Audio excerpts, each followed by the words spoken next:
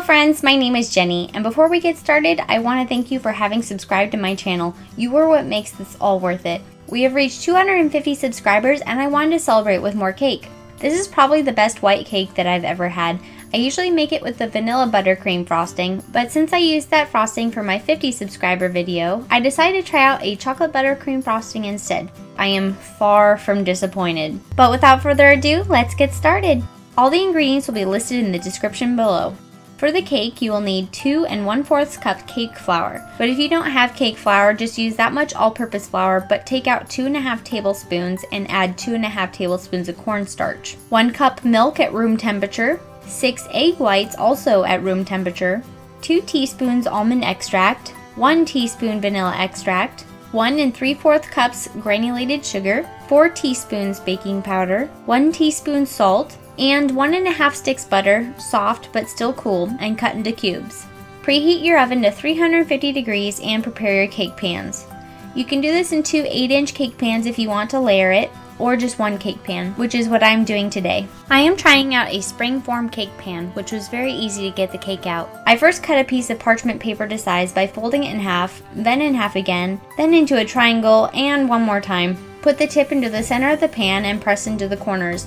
Then cut the paper along the fold to create a circle. Then I brush the pan with butter, making sure to get the bottom and the sides. Then place the paper in and brush the paper with butter as well. You can also add a thin layer of flour to this if you want, but for this type of cake, the paper came off just fine without. Spring-form pans are often not entirely watertight, so you may want to line the outside with foil to keep the cake batter from coming out. In a medium-sized bowl, mix together the milk, egg whites, vanilla extract, and almond extract. In a bigger bowl, if you don't have cake flour, sift together the flour and cornstarch. If you don't have a sifter, that's just fine too. Just mix well and press out all the lumps. But these don't cost much. Mine was only $4.25 and it made things so much faster.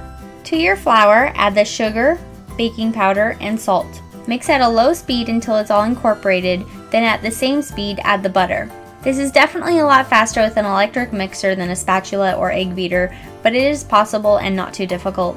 Next, with the mixer at medium speed, add all but 1 1/2 cups of the milk mix. Mix for about 1 1/2 minutes, then add the rest of the milk mix and continue mixing for another minute. Put the mix into your prepared cake pans, then put it in the oven. If in 2 pans, this will probably take about 25 to 30 minutes to cook. In just 1 pan, it took about 50 minutes. After 15 minutes, you can flip your cake over to get it out of the pan.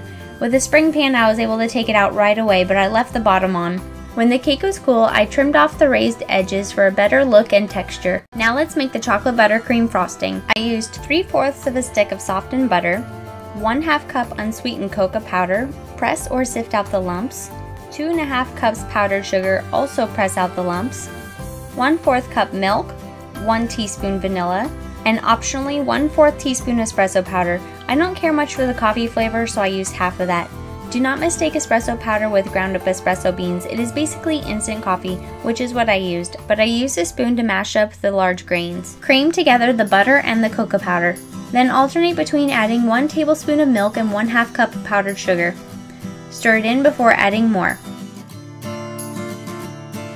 When all of the milk and sugar is added, add the vanilla and the espresso powder. If at the end the frosting is too wet for your liking, add more sugar. If it is too dry, add more milk. I'm still not a pro at frosting, so I won't give you a tried and tested instruction on that. But it was much easier to first let both the cake and the frosting come to room temperature. Thanks again for helping me reach 250 subscribers. If you're not one of my fantastic subscribers yet, please hit that red subscribe button below the video for more videos. I also really appreciate your feedback and suggestions, so let me know in the comments below how your cakes turn out, what I could do better, and any suggestions you have for future videos. If you like this video, please give it a thumbs up and share with those that you think would like it. Enjoy your cake and have a great day!